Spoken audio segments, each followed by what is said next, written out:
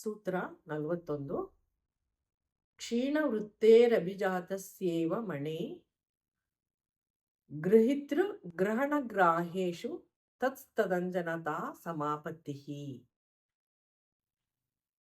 ಪದಗಳ ವಿಭಾಗ. ಕ್ಷೀಣವೃತ್ತೇ ಅಭಿಜಾತಸ್ಯ ಮಣೇ ಗ್ರಹಿತೃ ಗ್ರಹಣ ಗ್ರಾಹೇಷು ತತ್ಸ್ಥ ತದಂಜನತ ಸಮಾಪತ್ತಿ. ಪದಗಳ ಅರ್ಥ. ಕ್ಷೀಣವೃತ್ತೇ ಅಂದರೆ ಚಿತ್ತವೃತ್ತಿಗಳು ಕ್ಷೀಣಿಸಿದಾಗ, ಕ್ಷಯವಾದಾಗ. ಅಭಿಜಾತಸ್ಯ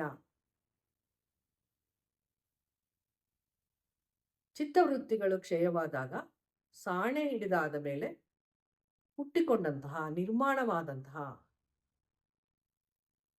ಇವ ಅಂದರೆ ಹೀಗೆ.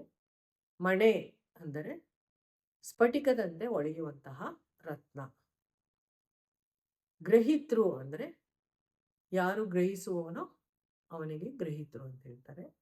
ಗ್ರಹಣ ಅಂದರೆ ಈಗಾಗಲೇ ಮನವರಿಕೆ ಆಗಿರುವಂತಹ ವಿಚಾರಗಳು. ಗ್ರಾಹೇಶು ಅಂದರೆ ಮನವರಿಕೆ ಅಥವಾ ಅರಿವು ಉಂಟಾಗಬೇಕಾದಂತಹ ವಿಷಯಗಳು. ತದಂಜನತ ಅಂದರೆ ಮಲಿನತೆಯ ಒಡನೆ ಅಥವಾ ಪ್ರದೂಷಣೆಗಳೊಡನೆ. ಸಮಾಪತ್ತಿ ಬೆರೆತು ಒಂದಾಗಿರುತ್ತದೆ. ಭಾವಾರ್ಥ.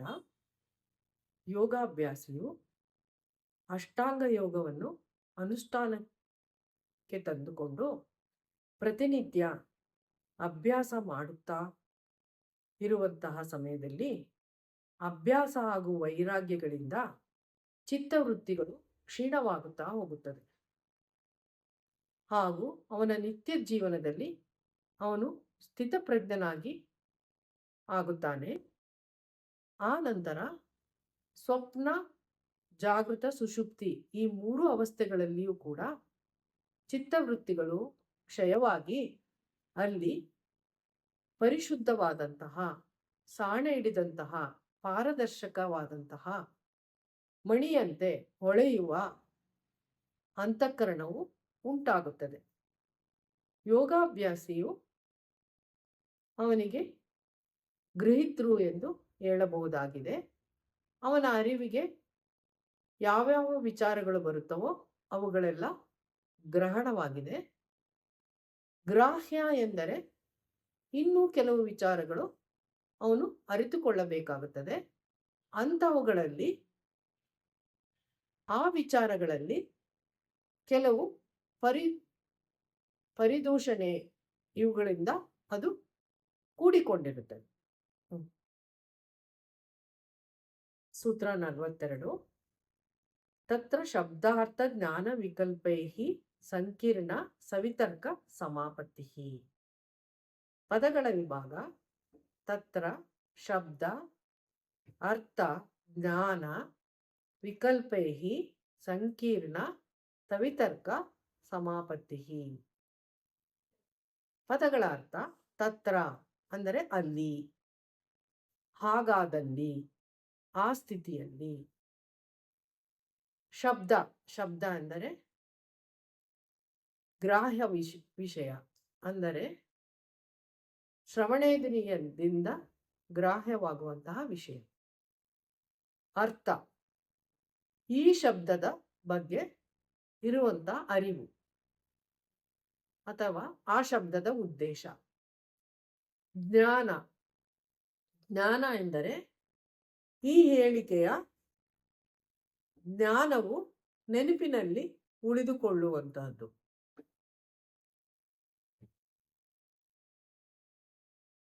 ವಿಕಲ್ಪೈಹಿ ಅಂದರೆ ಊಹಿಸಿಕೊಳ್ಳುವಂತಹ, ಪರಿಭಾವಿಸುವಂತಹ. ಸಂಕೀರ್ಣ ತೊಡಕುಗಳಿಂದ ಕೂಡಿದ. ಸವಿತರ್ಕ ತನ್ನೊಳಗೆ ವಾದ ವಿವಾದದಿಂದ ಕೂಡಿ ಯಾವುದೇ ಒಂದು ಗುರಿಯನ್ನು ತಲುಪದೇ ಇರುವಂತಹದ್ದು. ಸಮಾಪತ್ತಿ ತಲ್ಲೀನತೆಗೆ ಒಳಗಾಗುತ್ತದೆ, ಅಂದರೆ ಸಮಾಧಿ ಏರ್ಪಡುತ್ತದೆ. ಭಾವಾರ್ಥ. ಇಂದಿನ ಸೂತ್ರದಲ್ಲಿ ಯೋಗಾಭ್ಯಾಸಿಯು ಗ್ರಹಿತೃ ಆಗಿದ್ದು ಗ್ರಹಣ ವಿಚಾರದಲ್ಲಿ ಅವನಿಗೆ ಸಂಪೂರ್ಣ ಅರಿವು ಬಂದು ಗ್ರಾಹ್ಯ ವಿಚಾರದಲ್ಲಿ ಕೆಲವು ಪ್ರದೂಷಿತಗಳು ಉಂಟಾಗಿರುತ್ತದೆ. ಯೋಗಾಭ್ಯಾಸ ಮಾಡುವಾಗ ಅವನಿಗೆ ಎದುರಾಗುವ ಕೆಲವು ಶಬ್ದಗಳು, ಅದರ ಬಗ್ಗೆ ಇರುವಂತಹ ಅರಿವು ಹಾಗೂ ಅದರಲ್ಲಿ ಇರುವಂತಹ ಉದ್ದೇಶವು ಕೆಲವು ಸ್ಮೃತಿಯಲ್ಲಿ ಉಳಿದುಕೊಂಡು